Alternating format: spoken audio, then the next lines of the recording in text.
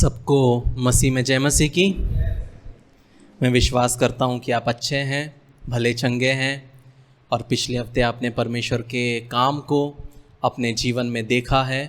और मैं विश्वास करता हूँ कि आप लोगों ने मेरे लिए और मेरे परिवार के लिए, इस कलीसिया के लिए भी प्रार्थना किया है।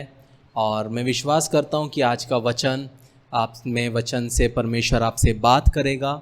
और आज हमारे बीच प्रभु भोज भी है, तो जिन लोगों ने पानी का बपतिस्मा लिया है, डूब का बपतिस्मा लिया है, अपने आप को तैयार भी करते जाएं, ताकि जब हम प्रभु भोज में जाएं तो हम में कोई दोष ना पाएं, परमेश्वर हम में कोई दोष ना पाए।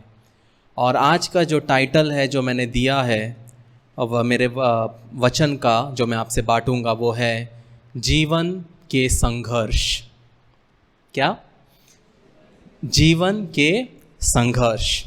जब हम यूहन्ना 16 उसका 33 पढ़ते हैं, जब हम यूहन्ना 16 उसका 33 पढ़ते हैं, वहाँ पे लिखा है, मैंने ये बातें तुमसे इसलिए कही है कि तुम्हें मुझ में शांति मिले। संसार में तुम्हें क्लेश होता है, परंतु ढाढ़स बांधो, मैंने संसार को जीत लिया है। प्रियो, जब हम इस पृथ्वी पर रहते हैं, जब हम इस दुनिया में जिएंगे, तो एक बहुत साधारण सी बात है जो यीशु मसीह ने हमसे कही है कि इस संसार में क्लेश है। इस संसार में हमें क्या है? क्लेश है। हमारा जीवन संघर्षों भरा रहेगा। हमारे जीवन में उतार चढ़ाव आएंगे। कुछ दिन खुशी के होंगे, कुछ दिन आंसुओं के रहेंगे, कुछ दिन दर्द भरे होंगे, कुछ दिन उल्लास भरे दिन होंगे। लेकिन हर दिन एक जैसा नहीं रहेगा। अगर जस्ट इमेजिन करिए, अगर हर दिन सिर्फ खुशी का ही होता तो लाइफ में कोई मज़ा नहीं है, तो हम कभी नहीं समझ पाते रोना क्या है। और अगर हमेशा रोना ही रहता तो हम कभी ये नहीं समझ पाते खुशी क्या है। तो हर एक चीज़ जो हमारे जीवन में होती है वो हमारे जीवन के लिए बहुत महत्वपूर्ण है। तो जब हम ये पढ़ते हैं वचन, हमें समझना है कि जब हम यीशु मसीह के साथ चलते हैं, दुख भरे दिन आएंगे, कठिनाई भरे दिन आएंगे, प्रॉब्लम वाले दिन आएंगे, लेकिन यीशु मसीह ने क्या लिखा है कि मैंने संसार को जीत लिया है। ढाढ़स बांधो। जब आप दुखी हो, ढाढ़स बांधो। जब आप दर्द में हो, ढाढ़स बांधो। जब आपके जीवन में प्रॉब्लम है, ढाढ़स बांधो। क्यों? क्योंकि यीशु मसीह ने संसार को जीत लिया है। जब हम दूसरा तिमोथी 3 उसका 16-17 पढ़ते हैं, वहाँ पे लिखा है, हर एक पवित्र शास्त्र परमेश्वर की प्रेरणा से रचा गया है और उपदेश और समझाने और सुधारने और धर्म की शिक्षा के लिए लाभदायक है, ताकि परमेश्वर का जन सिद्ध बने और हर एक भले काम के लिए तत्पर हो जाए। यहाँ पे हम क्या देखते हैं? हर एक पवित्र शास्त्र परमेश्वर की प्रेरणा से रचा गया है। मतलब जब हम पुराना नियम पढ़ते हैं और पुराने नियम में जब हम ये देखते हैं पवित्र शास्त्र, वो क्या है? परमेश्वर की प्रेरणा से रचा गया है। आपको ये समझना ज़रूरी है कि जब आप पुराना नियम पढ़ते हैं कि वो भी परमेश्वर की प्रेरणा से रचा गया है। जब हम इफिसियों 6 उसका 12 पढ़ते हैं, वहाँ पे लिखा है, क्योंकि हमारा ये मल युद्ध लहू और मांस से नहीं, परंतु प्रधानों से और अधिकारियों से और इस संसार के अंधकार की हाकिमों से है, और उस दुष्टता की आत्मिक सेनाओं से है जो आकाश में है। प्रियो, जब हम इस पृथ्वी पे आते हैं, हमारे जीवन में जब विभिन्न प्रकार के संघर्ष आते हैं, तब उसमें बहुत सारे लोग इन्वॉल्व होते हैं, परिवार इन्वॉल्व होते हैं, रिलेटिव्स इन्वॉल्व होते हैं। लेकिन वचन क्या कहता है? हमारा मल युद्ध लहू और मांस से नहीं है। हमें लड़ना लोगों से नहीं है, लेकिन हमें किससे लड़ना है? प्रधानों और अधिकारियों से, इस संसार के अंधकार की हाकिमों से। हमें शैतान से लड़ना है, हमें लोग से नहीं लड़ना है। लोग तो बेचारे हैं, वो शैतान है जो उनसे बुरे काम हमारे लाइफ में कराता है। लेकिन हमें क्या करना है? हमें मल्लयुद्ध करना है। हमारे जीवन में जब कोई व्यक्ति हमारा दिल दुखाता है, कोई व्यक्ति हमारे जीवन में हमारे शादी को तोड़ने की कोशिश करता है, हमारे परिवार में जहर को घोलता है, हमें अलग करने की कोशिश करता है, हमारे बारे में बुरी बुरी बातें बोलता है, तब हमें उससे नफ़रत करने की ज़रूरत नहीं है। हमें उसको क्या करना है? वचन क्या कहता है? जो तुम्हें श्राप देता है उसे आशीष दो। हमें आशीष देना है और उनके लिए प्रार्थना करना है कि उनके जीवन में क्या हो? परिवर्तन हो। आज का जो वचन है वो हम उत्पत्ति 26 में से देखेंगे। जेनेसिस चैप्टर 26 उसका 12वां वचन से हम देखेंगे। जब हम वचन को पढ़ते हैं, तो जब हम पुराना नियम में पढ़ते हैं, जब हम अब्राहम के जीवन में देखते हैं, तो उसके बारे में 14 से 15 अध्याय करीब करीब बोले गए हैं। और जब हम याकूब के बारे में देखते हैं, तो याकूब के बारे में भी 10-11 चैप्टर बोले गए हैं। लेकिन जब हम इसहाक के बारे में देखते हैं, तो ये सिर्फ एक चैप्टर है जहाँ पे इसहाक के कैरेक्टर के बारे में बोला गया है। थोड़े और 2-3 अध्याय में उसके बारे में कहा गया है, लेकिन इसहाक के बारे में ये एक सबसे मेन चैप्टर है जहाँ पे हम उसके कैरेक्टर को देखते हैं। और मैं विश्वास करता हूँ कि आज हम जब इसहाक के जीवन को देखेंगे, तब परमेश्वर आपसे बात करेगा। भाई, विभिन्न प्रकार के लोगों को हम देखेंगे जो इसहाक के खिलाफ आते हैं, और किस तरह इसहाक उनके साथ में बिहेव करता है, उससे हम आज सीखेंगे। जब हम 12वां वचन पढ़ते हैं, वहाँ लिखा है, फिर इसहाक ने उस देश में जोता बोया और उसी वर्ष में 100 गुना फल लाया और यहोवा ने उसको आशीष दी। यहाँ पे हम देख सकते हैं इसहाक क्या करता है? बोता है और उसी वर्ष में वो 100 गुना फल को पाता है। लेकिन वो कैसा समय था वो देखने के लिए जब हम पहला वचन पढ़ते हैं, 26 उसका पहला, वहाँ पे लिखा है कि और उस देश में अकाल पड़ा और वह उस पहले अकाल से अलग था जो इब्राहिम के दिनों में पड़ा था। सो इसहाक गरार को पलिश्तियों के राजा अबीमेलेक के पास में गया। यहाँ पे हम देख सकते हैं कि जब इसहाक ने बोया तब क्या परिस्थिति थी वहाँ की? वहाँ पे अकाल पड़ा हुआ था। और जब अकाल पड़ा रहता है तब लोग क्या करते हैं? गेहूं को, जवार को, जो भी उनका खाने का सामग्री है उसको बचा के रखते हैं। लेकिन यहाँ पे क्या किया इसहाक ने जब हम 12वां वचन पढ़ते हैं वहाँ उसने बोया, और जब उसने बोया तब परमेश्वर ने उसको 100 गुना क्या किया? आशीषित किया। जब हम पहला वचन पढ़ते हैं वहाँ लिखा है, इसके पहले कहाँ पे अकाल पड़ा? इब्राहिम के समय पे पड़ा। जब हम उत्पत्ति 12 उसका 10 पढ़ते हैं, उत्पत्ति 12 उसका 10, वहाँ पे हम देख सकते हैं कि लिखा है, उस देश में अकाल पड़ा और अब्राहम मिस्र देश को चला गया कि वहाँ परदेशी होकर रहे, क्योंकि देश में भयंकर अकाल पड़ा था। बहुत ध्यान से सुनिए ताकि आप अच्छे से समझ पाए। अब्राहम कौन है? इसहाक का पिता है। और अब्राहम के समय पे क्या हुआ? अकाल पड़ा। और जब अब्राहम के जीवन में अकाल आया तब वो एकदम से क्या हुआ? कहाँ भागा?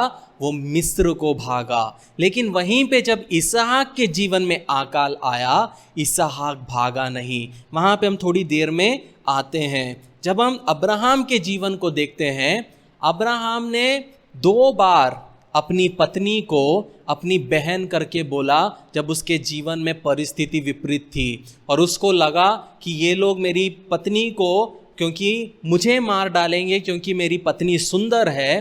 तो 2 जगह जब हम यही चैप्टर में 12वें चैप्टर में और 20वें चैप्टर में हम देख सकते हैं कि अब्राहम 2 बार अपनी पत्नी सारा को क्या बोलता है कि ये मेरी बहन है, अपनी जान बचाने के लिए। लेकिन जब हम 26वां वचन अध्याय पढ़ते हैं, जेनेसिस 26, उसका अब हम धीरे धीरे से हम पढ़ेंगे तो आप बहुत कुछ उसमें समझ पाओगे। दूसरा वचन जब हम पढ़ते हैं, वहाँ पे लिखा है, वहाँ यहोवा ने दर्शन देकर कहा, मिस्र में मत जा, जो देश में तुझको बताऊं उसी में रहे। यहाँ पे वो किससे बात कर रहा है? इसहाक से बात कर रहा है। परमेश्वर क्या बोल रहा है? परमेश्वर इसहाक को बोलता है, जो गलती तेरे पिता ने की वो तेरे को करने की जरूरत नहीं है। अब्राहम जब मिस्र में गया तो मिस्र से किसको लेके आया?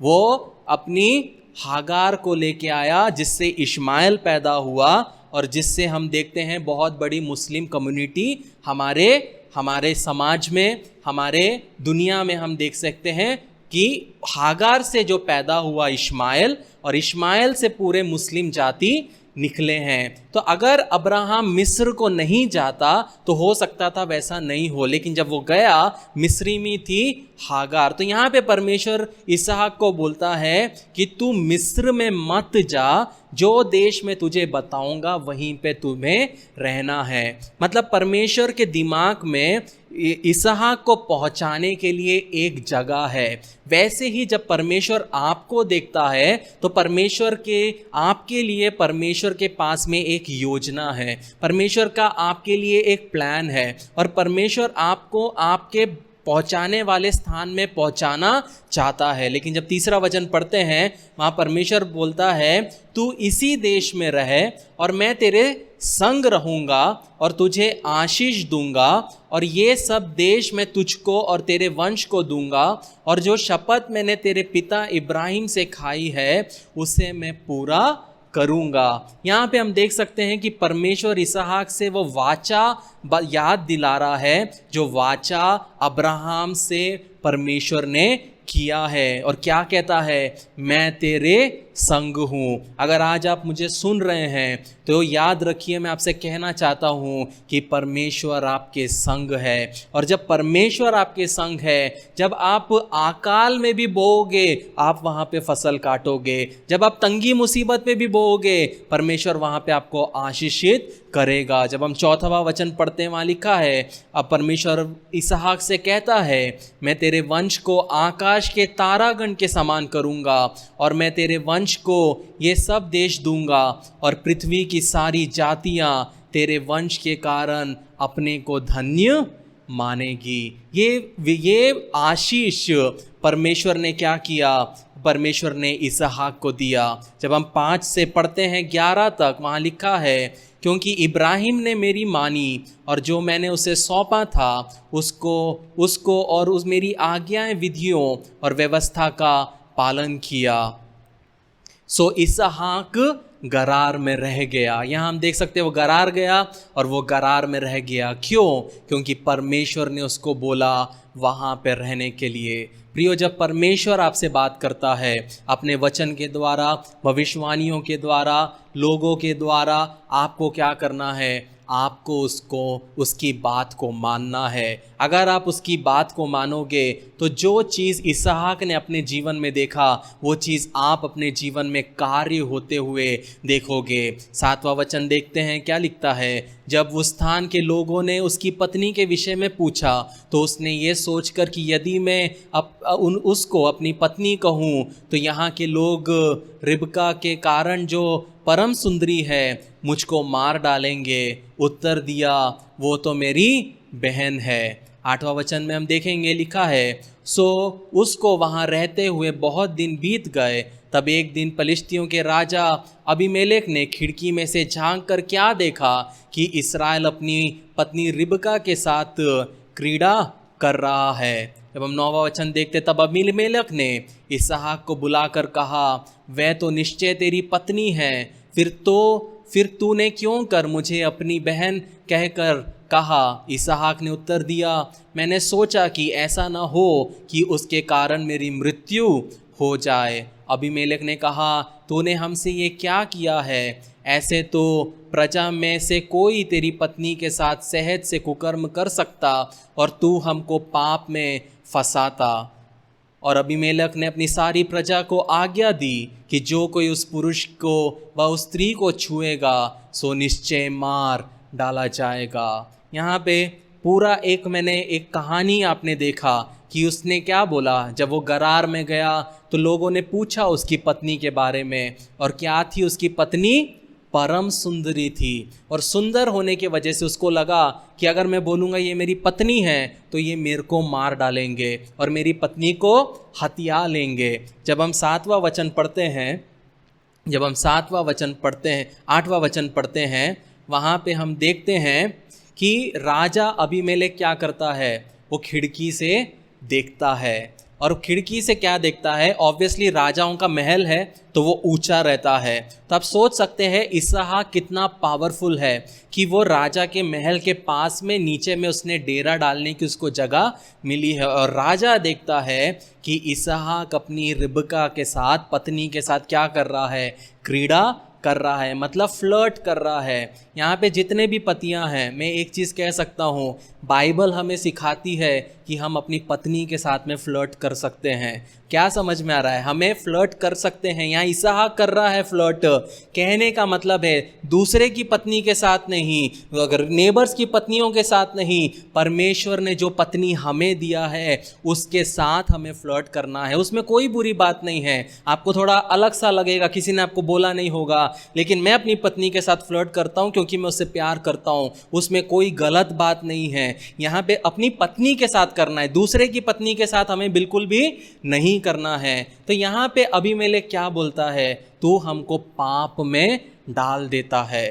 कहने का मतलब है प्रियो वहाँ पे अबीमेलेक एक अन्य जाति का राजा होते हुए वहाँ पे इसहाक को क्या कह रहा है कि तुझे ऐसा नहीं करना था। बहुत बार हम मसीह लोग, जब हम मसीह में जीते हैं, बहुत बार हम ऐसी जीवन जीते हैं जहाँ पे अन्य जाति लोग हमसे अच्छा जीते हैं, और कभी कभी हमें उनके मुंह से सुनना पड़ता है कि ये तू किस प्रकार जी रहा है, इससे तो अच्छे हम हैं। तो जब हम मसीह जीवन को जीते हैं तो हम कभी भी किसी के ठोकर के कारण नहीं होने पाए। तो यहाँ पे हम देखते हैं कि इसहाक भी वही गलती करता है कि जो उसके पिता ने किया था। लेकिन प्रियो, हमारे पास में एक चॉइस है कि जो पाप मेरे पिता ने किया या आपके परिवार में किसी ने किया, आप उससे सीख कर आप बोल सकते हो मेरे को ये करने की आवश्यकता नहीं है। यहाँ पे इसहाक ने वो किया, लेकिन आप बोल सकते हो कि मैं वैसा नहीं करूँगा। जो गलती मेरे बाप दादाओं ने की, जो गलती मेरे पिता ने की, वो गलती मैं नहीं करूँगा। ये हमारे हाथ में चॉइस है कि हमें किस प्रकार का व्यक्ति बनना है। मेरे पिता, अगर आप बोल सकते मेरे पिता स्मोक करते थे तो मैं भी करता हूँ, मेरे पिता शराब पीते थे तो मैं भी करता हूँ, लेकिन ये हमारा चॉइस है। हो सकता है कि आप अपने पिता को देख के बोले कि मुझे ऐसा व्यक्ति नहीं बनना है, मुझे एक अच्छा व्यक्ति बनना है। तो हम कभी भी लोगों पे हमें ब्लेम नहीं करना है कि किसी को मैंने देखा इसलिए मैं ऐसा हो गया है। हमें लाइफ में अच्छे चॉइसेस को लेना है जिसके द्वारा परमेश्वर की नाम को महिमा मिले। जब हम 26:12 से पढ़ते हैं, वहाँ लिखा है, इसहाक ने उस देश में जोता बोया और उसी वर्ष में 100 गुण फल पाया, और इस्राएल और यहोवा ने उसको आशीष दी और वे बड़ा और उसकी उन्नति होती चली गई, यहाँ तक कि वे अति महान पुरुष हो गया। जब उसकी भेड़ बकरी, गाय बैल और बहुत से दास दासियाँ हुई, तब पलिश्ती उसे डाह करने लगे। बहुत इंपॉर्टेंट चीज़ मैं कहने जा रहा हूँ प्रियो। यहाँ पे हम देखते हैं इस्राएल को परमेश्वर ने क्या किया? आशीषित किया। याद रखिए, इस अब्राहम फसल बोने वाला नहीं था, अब्राहम की भेड़ बकरियां थी। इसहाक भी भेड़ बकरियों वाला है, लेकिन उसने विश्वास में क्या किया? उसने फसल बोया। प्रियो, जब आपके जीवन में दुख, मुसीबत, बीमारी आती है, तंगी, प्रॉब्लम आता है, तो कभी भी ये मत सोचो कि मैं तो भेड़ बकरी वाला हूँ, मैं ज़िंदगी भर भेड़ बकरी पालूंगा और उसी से मैं कमाऊंगा। यहाँ पे हम इसहाक से सीख सकते हैं, जब फसल नहीं थी उसने क्या किया? वो एक फार्मर बन गया। उसने ये नहीं सोचा कि मेरे पास भेड़ बकरियों का काम है, मेरा फैमिली बिजनेस तो भेड़ बकरियां हैं, तो मैं भेड़ बकरी चलाऊंगा। लेकिन वो क्या करता है? वहाँ पे फसल को बोता है, और जब वो फसल बोता है तो परमेश्वर 100 गुना उसको आशीषित करता है। मतलब एक बीज जब उसने बोया तो वो एक बीज से 100 पौधे निकले। ये आसान बात नहीं है, ये साधारण बात नहीं है, लेकिन यही चीज़ परमेश्वर करता है। जब आप अपना एक छोटा सा ज़िंदगी परमेश्वर के हाथ में देते हो, जब आप अपने बड़े बड़े ड्रीम्स को, आपके बड़े बड़े सपनों को परमेश्वर के हाथ में देते हो और परमेश्वर को बोलते हो परमेश्वर मैं कुछ नहीं हूँ, परमेश्वर मेरे जीवन में कोई खूबी नहीं है, मैं कोई काम का नहीं हूँ, और जब आप अपने आप को परमेश्वर के हाथ में अकेले समर्पित करते हो, और जब आप अकेले समर्पित करते हो, आपको क्या होता है, परमेश्वर आपको हज़ारों के लिए, लाखों लोगों के लिए आपको एक आशीष का कारण बनाता है। यहाँ पे वो बीज क्या हुई, वो बीज को बो के इसहाक चला गया और परमेश्वर ने 100 गुना आशीष दिया। एक सच्चा मसीही, एक ऐसा व्यक्ति जो परमेश्वर पे विश्वास बोता है, वो परिस्थिति देखकर कभी नहीं बोता। वो जब परिस्थिति विपरीत हो, उसको पता है कि यही वो समय है जब मेरे को बोना है, क्योंकि एक विश्वासी विपरीत समय में परमेश्वर के साथ चलता है। बहुत से लोग हैं बोलते हैं कल मेरे पास जब ये हो जाएगा तब मैं परमेश्वर के लिए ऐसा करूँगा, जब मेरे को ये FD ब्रेक होगा तब मैं परमेश्वर के लिए वो करूँगा। प्रियो, परमेश्वर देखना चाहता है जब आपके पास कुछ भी नहीं है तब आप परमेश्वर के लिए क्या करते हो।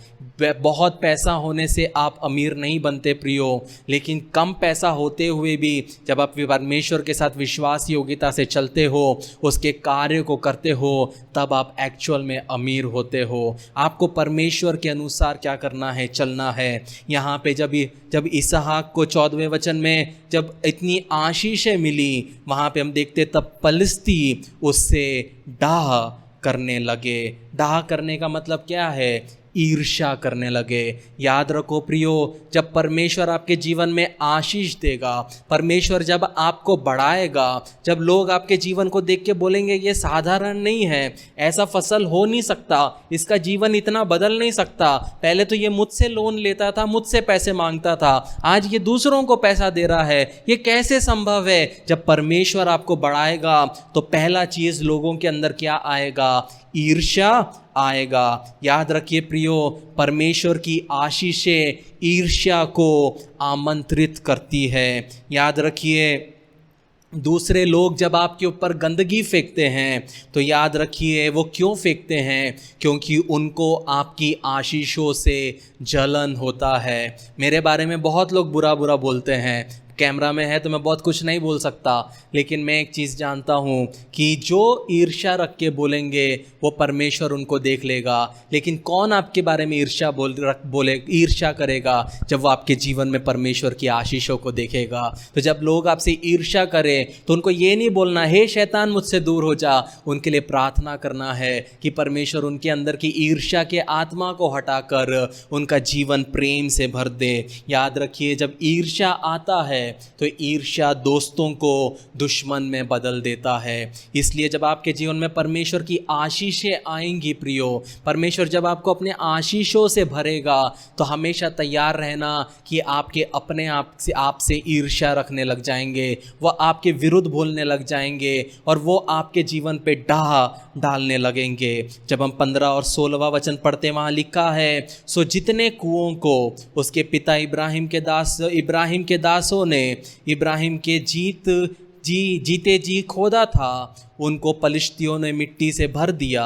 तब अबीमेलेक ने इसहाक से कहा, हमारे पास से चला जा, क्योंकि तू हमसे बहुत सामर्थी हो गया है। यहाँ पे हम देख सकते हैं कि जो कुएं जो अब्राहम ने खोदे थे, वहाँ पे आके पलिश्ती लोग क्या करते हैं, वहाँ पे वो कुएं को मिट्टी से भर देते हैं। प्रियो, याद रखिए, जब एक व्यक्ति ईर्ष्या से भर जाता है तो ईर्ष्या की उपज है असुरक्षा, असुरक्षित महसूस करना। याद रखिए, असुरक्षित लोग हमेशा दूसरों से अपनी तुलना करते हैं। अगर आप अपने जीवन में असुरक्षित महसूस करते हैं, आप बोलोगे वो ऐसी है, ये ऐसा है, सबसे आप कंपेयर करोगे।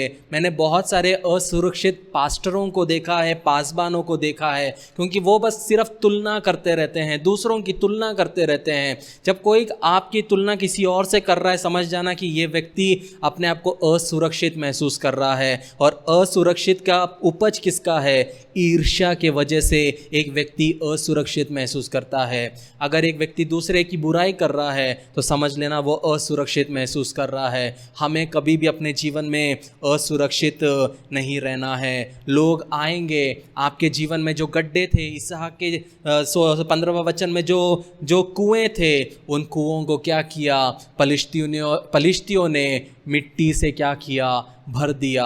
बहुत बार जब परमेश्वर आपको आशीष देगा तब क्या होगा? लोग आके आपके आशीष के कुएं में मिट्टी फेंकने की कोशिश करेंगे, गंदगी फेंकने की कोशिश करेंगे, आपके परिवार को उछालेंगे, आपके नाम को उछालेंगे, आपके परिवार के खानदान को उछालने की कोशिश करेंगे। और जब लोग ऐसा करेंगे तो याद रखना प्रियो, ये ईर्ष्या की उपज है कि वो ऐसा कर रहे हैं। हमें क्या करना है?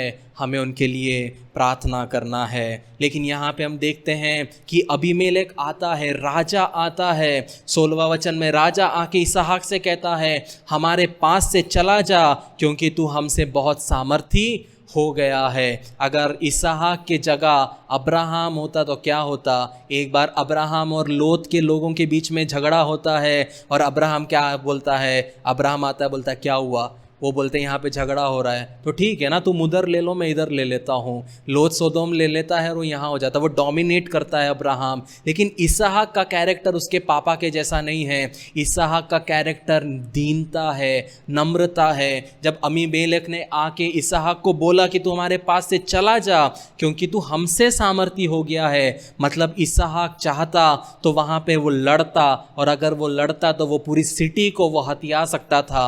लेकिन इसहाक क्या करता है? जब हम 17वां वचन पढ़ते हैं, वहां लिखा है, सो इसहाक वहां से चला गया और गरार के नालों में तंबू खड़ा कर कर वहां रहने लगा। इसहाक लड़ने के बजाय उसने बोला ठीक है, आप चाहते हो मैं जाऊं। वो अपने सब लोगों को लेकर, अपनी सब आशीषों को लेकर कहाँ चला गया? वो एक वैली में जाके रहने लगा, एक तराई में जाके रहने लगा। जब हम भजन संहिता 23 उसका 4 पढ़ते हैं, जब हम भजन संहिता 23 उसका 4 पढ़ते हैं, वहाँ पे लिखा है, जब मैं चाहे मैं घोर अंधकार से भरी हुई तराई में होकर गुजरूं तो भी हानि से मैं ना डरूंगा, क्योंकि तू मेरे साथ रहता है। तेरे सोटे और तेरी लाठी से मुझे शांति मिलती है। यहाँ पे इसहाक याद रखता है, स्मरण करता है कि परमेश्वर ने मुझसे कहा है कि मैं तेरे साथ हूँ। जब आपके जीवन में परिस्थिति कठिन भरी हो, जब आपके जीवन में दुख भरे निराशा वाले समय हो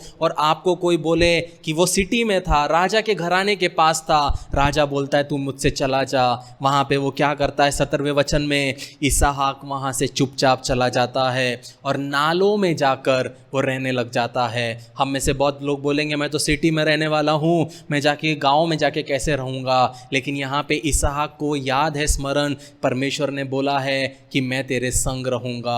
आप कोई भी तराई से होके क्यों ना गुजरो, आप कोई भी प्रॉब्लम से होके क्यों ना गुजरो, अगर आपके साथ परमेश्वर है, अगर आपके साथ में यीशु मसीह है, तो आपको कभी कोई चीज़ की चिंता करने की ज़रूरत नहीं है। याद रखिए प्रियो, जब हमारे जीवन में संघर्ष आता है तब परमेश्वर हमारी प्राथमिकताओं को और हमारी चरित्र को परखता है। यहाँ पे इसहाक चाहता तो लड़ सकता था, लेकिन उसने अपनी प्राथमिकता दिखाई, परमेश्वर मेरी प्राथमिकता है। परमेश्वर ने बोला है मैं तेरे संग रहूँगा, इसलिए मैं जहाँ पे भी जाऊँगा वो मेरे साथ है। उसने अपने चरित्र को दिखाया। सामने वाला इंसान गाली मारता है, आप उसको बोलो गॉड ब्लेस यू, तब आप एक असल चरित्र दिखाओगे। जब सामने वाला इंसान आपके बारे में बुरा बोले, आप चुपचाप रहो, परमेश्वर को अपना काम करने दो, वो आपका चरित्र दिखाएगा। सामने वाला एक मारेगा, आप उसको 10 मारोगे, तो आपके अंदर कोई मसीह का चरित्र नहीं है। यीशु मसीह ने क्या बोला? एक गाल पे अगर कोई तमाचा मारे तो तू उसको दूजा गाल भी दे देना। कहने का मतलब है प्रियो कि हमें लड़ने की ज़रूरत नहीं है, परमेश्वर हमारे ओर से लड़ेगा। जब हम 18वां वचन पढ़ते हैं, वहाँ लिखा है, तब जो कुएं उसके पिता इब्राहिम के दिन में खोदे गए थे और इब्राहिम के मरने के बाद फिलिस्तियों ने भर दिए, उनको इसहाक ने फिर से खुदवाया और उनके वे नाम रखे जो उसके पिता ने रखे। फिर इसहाक के दासों को नाले में खोदते खोदते बहते जल का एक सोता मिल गया। उसके बाद जब इसहाक नाले में जाके रहने लगा, वैली में जाके रहने लगा, तो वहाँ पे वो क्या करता है, अपने सेवकों को बोलता है कि यहाँ पे हम कुआं खोदेंगे जो पलिश्तियों ने इब्राहिम के मरने के पहले भर दिए थे। और जब वो भरते हैं तो 19वां वचन कहता है कि उनको जल का सोता मिलता है। जल का सोता मिलने का मतलब है कि बहुत बड़ा खजाना है, क्योंकि जिनके पास भेड़ बकरियां हैं उनको पता है कि पानी कितना इम्पॉर्टेंट है। इसके पास भेड़ बकरियां हैं, नौकर चाकर है, उसको परमेश्वर एक नया सोता देता है। जब हम कुआं खोदते हैं, कभी कभी लोग बोलते हैं हमको हमारे कुएं में सोता लगा है। उसका मतलब क्या है? फ्रेश वाटर, फ्रेश अभिषेक, फ्रेश आशीषें उसके जीवन में परमेश्वर क्या करता है, आता है, लाता है। याद रखिए प्रियो, जब आपके जीवन में आप निराशा से होत के जाएं, तब आपको क्या करना है, आपको कुआं खोदना है। वहाँ पे अब इसहाक ने ये नहीं बोला कि ये तो इब्राहिम का कुआं है, अब इसको बंद कर दिया, अब मैं क्या करूं। फिर भी वो खोदते गया। जब आपके जीवन में संघर्ष भरे दिन हैं तो रुकने की ज़रूरत नहीं है, रोने की ज़रूरत नहीं है, सोने की ज़रूरत नहीं है, परमेश्वर के खिलाफ कुड़कुड़ाने की ज़रूरत नहीं है, बल्कि आपको क्या करना है प्रियो, काम करने की ज़रूरत है। उधर उसके दासों ने वो गड्ढे को खोदा तो फ्रेश वाटर को, सोते को उन्होंने पाया। जब हम 20वां वचन पढ़ते हैं, वहाँ पे लिखा है, तब गरारी चरवाहों ने इसहाक के चरवाहों से झगड़ा किया और कहा कि ये जल हमारा है। सो उसने उस कुएं का नाम एसेक रखा, इसलिए कि वे उससे झगड़ते थे। यहाँ पे फिर से देखिए, इसहाक के लोगों ने कुआं खोदा, एक अच्छा सोता लगा, एक आशीष जैसे आने लगी, फिर से वहाँ के लोग उससे लड़ने आ गए और फिर से लड़के आके बोलते ये जल हमारा है। कहने का मतलब है ये प्रॉपर्टी, ये ज़मीन हमारी है, तो जितने आशीषें हैं वो भी हमारी है। तो क्या करता है इसहाक, क्या करता है इसहाक, उस जगह का नाम क्या रखता है, एसेक करके रखता है। याद रखो प्रियो, जब एक व्यक्ति में ईर्ष्या आती है, ईर्ष्या के साथ साथ वो आपका विपक्षी बन जाता है। बहुत लोग हैं, यहाँ के लोग, इन्होंने कुआं खोदने की कोशिश नहीं की, ये बस बैठते रहे। इन्होंने देखा कि इसहाक के लोग कुएं खोद रहे हैं, जैसे ही कुएं खुद गए उनने जाके झगड़ा करके उसको हथिया लिया। ऐसे हमको कभी नहीं बनना है। ये सही है, कुआं खोदने की अपेक्षा कुआं पकड़ना बहुत आसान है। और ऐसे लोग बहुत हैं जो कुआं खोदना नहीं चाहते, वो अपनी आशीषों को पाना नहीं चाहते, वो प्रार्थना करना नहीं चाहते। उनको ऐसे लोग हैं जो सीधा कुएं को जब पकड़ना चाहते हैं। ऐसे कुछ लोग हैं, उनको मेहनत नहीं करना, उनको दूसरों की पत्नियां ज़्यादा पसंद आती है। कुछ लड़कियों को पति नहीं चाहिए, उनको दूसरे के पति पसंद आते हैं। क्यों? क्योंकि उस पति के ऊपर वो पत्नी ने 20 साल अपना टाइम इन्वेस्ट करके एक अच्छा आदमी बनाया। जब दूसरे की पत्नी को देखते हैं तो 10-15 साल उस पति ने उस पत्नी के ऊपर टाइम इन्वेस्ट करके एक पत्नी को एक प्रभावशाली पत्नी बनाई। इसलिए हम ऐसे बहुत से लोग हैं जो दूसरों की आशीषों को हथियाने की कोशिश करते हैं। जो दूसरा व्यक्ति मेहनत करके परिवार को बनाता है, उस परिवार को तोड़ के चुराने की कोशिश करते हैं।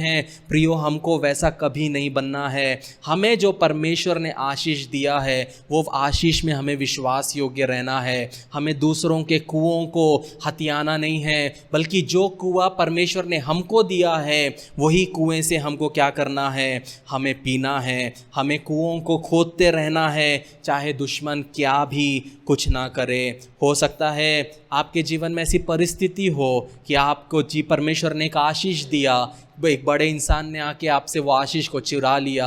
आपके पास 10 भेड़ थे, आपने बोला ये 10 भेड़ से मैं अपना बिजनेस बनाऊंगा, लेकिन एक प्रभावशाली परिवार आया, एक प्रभावशाली व्यक्ति आया, मुझे नहीं पता मैं किससे बोल रहा हूँ, लेकिन एक प्रभावशाली व्यक्ति आया। उस प्रभावशाली व्यक्ति ने आपके 10 में से 9 को उठा लिया और बोला कि मैं इसको ले लेता हूँ। अगर आपके जीवन में वैसा है तो याद रखिए प्रियो कि आपको लड़ने की ज़रूरत नहीं है, परमेश्वर आपकी ओर से लड़ेगा। जब हम 21वां वचन पढ़ते हैं, वहाँ लिखा है, फिर उन्होंने दूसरा कुआं खोदा और उन्होंने उसके लिए भी झगड़ा किया, उसने उसका नाम सित्रा रखा। इंग्लिश में सितना रखा। कहने का मतलब है, सितना का जो मतलब है, पहला जो रखा नाम उसने, उसका नाम रखा झगड़े के कारण रखा। दूसरा सितना का अर्थ है शैतान जो आरोप लगाने वाला है। यहाँ पे उन्होंने फिर से अपना कुआं खोदा और फिर भी लोग आके क्या किए, उनसे झगड़ा किए, तो वो झगड़े की वजह से उसने अपने नाम को सितना रखा। हो सकता है आपके जीवन में ऐसी परिस्थितियाँ होगी कि आप जहाँ ऑफिस में जाते हैं, आपको लगता है कि यहाँ पे सब लोग मुझे एक्यूज़ करते हैं, ये सब शैतान के जैसे मुझे एक्यूज़ करते हैं। जब मैं अपने परिवार में जाती हूँ तो परिवार के लोग मुझे एक्यूज़ करते हैं। जब मैं चर्च में जाता हूँ या जाती हूँ, चर्च के लोग मुझे एक्यूज़ करते हैं। जहाँ पे भी जाऊँ लोग मुझे एक्यूज़ कर रहे हैं, लोग मुझ पे आरोप ही आरोप लगा रहे हैं। लेकिन हमें क्या करना है, हमें कूच करके जाना है। हमें वो चीज़ को छोड़ के, वो चीज़ को इग्नोर करके हमें आगे को बढ़ना है। जब हम 22वां वचन पढ़ते हैं, वहाँ लिखा है, तब उसने वहाँ से कूच करके एक और कुआं खुदवाया और उसके लिए उन्होंने झगड़ा ना किया। सो उसने उसका नाम यह कहकर रहोबोत रखा कि अब तो यहोवा ने हमारे लिए बहुत स्थान दिया है और हम इस देश में फूले फलेंगे। वहाँ से वे बेरशेबा को गया। यहाँ पे हम देख सकते हैं कि वो फिर से वो क्या करता है, एक कुएं को खोदता है और इस बार कोई भी लड़ने नहीं आता। कहने का मतलब है कि जब आप सच्चाई से, खराई से अपने जीवन को जियोगे, आप किसी से लड़ने नहीं जाओगे, किसी को प्रूव करने नहीं जाओगे कि मैं तेरे से बेहतर हूँ, मैं तेरे से ज़्यादा आत्मिक हूँ, मुझे तुझसे अच्छा गाना आता है, मुझे तुझसे अच्छा बजाना आता है। आप जब किसी को प्रूव ना करते हुए जब आप परमेश्वर के साथ में जाओगे, तब परमेश्वर आपको एक ऐसे जगह पे पहुंचाएगा जहां पे कोई भी आपके खिलाफ खड़ा नहीं हो पाएगा, कोई भी व्यक्ति आपके ऊपर उंगली उठा नहीं पाएगा। और वहां पे हम देखते हैं कि वहां से जब वो बेरशेबा को गया, 24वां वचन कहता है, और उसी दिन यहोवा ने रात को उसे दर्शन देखकर कहा, मैं तेरा पिता इब्राहिम का परमेश्वर हूँ, मत डर, क्योंकि मैं तेरे साथ हूँ और अपने दास इब्राहिम के कारण तुझे आशीष दूंगा और तेरा वंश बढ़ाऊंगा।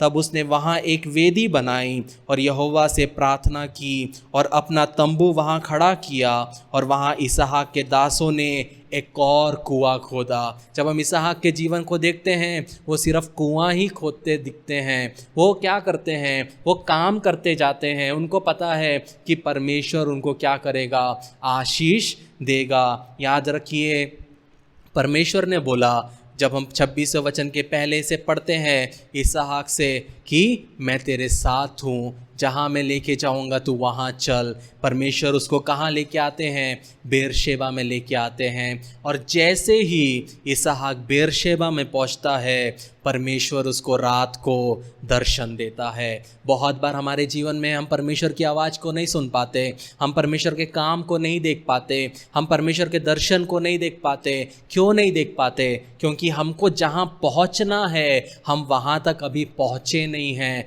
या तो जहाँ तक हमको पहुँचना था हमारे गलत डिसीजन के वजह से हम वहाँ पहुँच नहीं पाए। लेकिन यहाँ पे हम देखते हैं प्रियो कि इसहाक बेरशेबा में पहुँचता है। बहुत सारी परीक्षाओं के बाद, बहुत सारी परीक्षणों के बाद उसको सफलता मिलती है। जब हम रोमियो 12 उसका 28 पढ़ते हैं, 12 उसका 18 पढ़ते हैं, वहाँ पे लिखा है, जहाँ तक हो सके तुम अपने भरसक सब मनुष्यों के साथ मेल मिलाप रखो। क्या लिखा है? जहाँ तक हो सके इसका क्या मतलब है? पौलुस जब ये लिखता है उसको पता है कि ऐसे टाइम आएगा, ऐसी परिस्थितियां होगी जहां पे आप कितना भी हो ले, कुछ भी कर ले, मेल मिलाप हो नहीं सकता। लेकिन पौलुस क्या कहता है कि जहां तक हो सके अपने भरसक सब मनुष्यों के साथ मेल मिलाप से रहो। इंग्लिश में लिखा है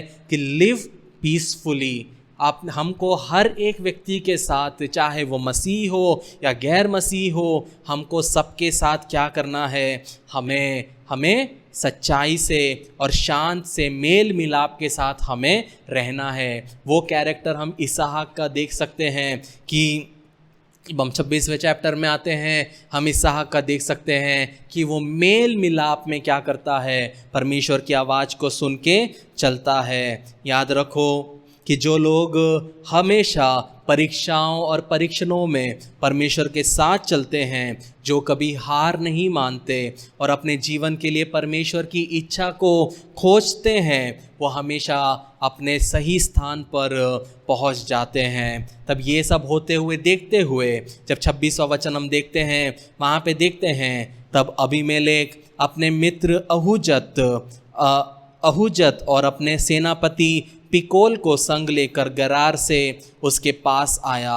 इसहाक ने उससे कहा, तूने मुझसे बैर करके अपने बीच से निकाल दिया था, सो अब मेरे पास क्यों आए हो? उन्होंने कहा, हमने तो प्रत्यक्ष देखा है कि यहोवा तेरे साथ रहता है, सो हमने सोचा कि तू तो यहोवा की ओर से धन्य है, तो सो हमारे तेरे बीच में शपथ खाई जाए कि हम तुझसे इस विषय की वाचाएं बांधे। यहाँ पे गरार का वहाँ पे जो राजा था अबीमेलेक, वो क्या करता है? इसहाक के पास आता है और इसहाक को आके बोलता है कि हमने देखा है कि परमेश्वर तेरे साथ है। अब वो बोलता है कि इट इज़ बेटर कि हम दोनों वाचा बांध लेते हैं कि तू मेरे विरुद्ध नहीं आएगा और मैं तेरे विरुद्ध नहीं आएगा, क्योंकि उसको पता है कि इस व्यक्ति के साथ परमेश्वर है। अगर ये मेरे और लड़ेगा तो ये बिल्कुल जीत जाएगा। इसलिए अपनी किसी को अपना दुश्मन बनाने से अच्छा उसको क्या कर लो? अपना दोस्त बना लो।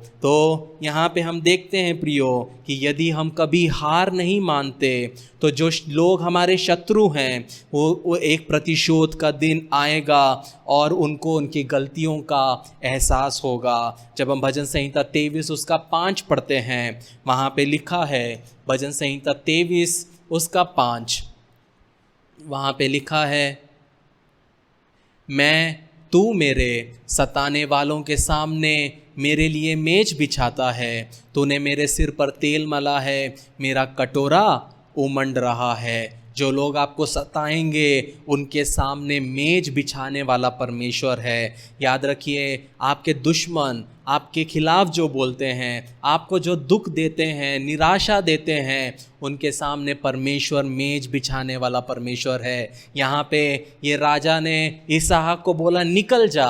जब उसकी आशीषों को देखा तो बोला चलो आओ हम दोस्त बन जाए। जब आप विश्वास के साथ चलोगे, परमेश्वर के बताए हुए रास्ते पे चलोगे, जो लोगों ने आपको ठुकराया, जो लोगों ने आपके बारे में बुरा बोला, जो लोगों ने आपके नाम को उछाला, वो आके बोलेंगे कि चलो अब अच्छे से दोस्ती से हम आगे बढ़ते हैं, क्योंकि उनको परमेश्वर का हाथ दिखेगा आपके जीवन में। हमको कुछ करने की ज़रूरत नहीं है, हमको लड़ने की ज़रूरत नहीं है, हमको कुछ बताने की ज़रूरत नहीं है। जब हम 29वां वचन देखते हैं, वहाँ लिखा है कि जैसे हमने तुझे नहीं छुआ वरन तेरे सारी निरी भिलाई की है और तुझको कुशल क्षेम से विदा किया, उसके अनुसार तू भी हमसे कोई बुराई नहीं करना। यहाँ पे हम देख सकते हैं अबीमेलेक थोड़ा झूठ बोल रहा है। उसके लोगों ने आके इतनी बार इसहाक के कुएं को छीना है, लेकिन अबीमेलेक क्या बोलता है? हमने कोई बुराई तुझसे नहीं की। वो अब इसहाक बोलता है ऐसा कैसा तू बोल सकता है? मैं जानता हूँ तूने मेरे साथ क्या किया।